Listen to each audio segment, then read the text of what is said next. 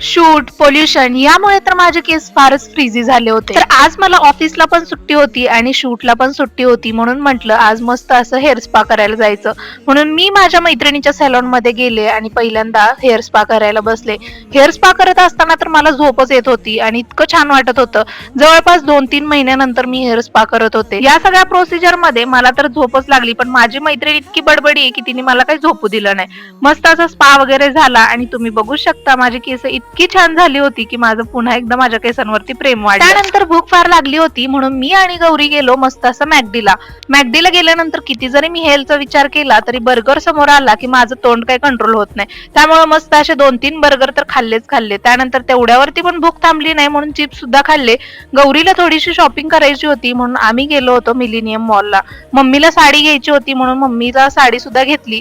त्यानंतर घरी आलो आणि घरी जायची पॅकिंग चालू केली. चला आजच्या दिवसासाठी एवढंच. भेटू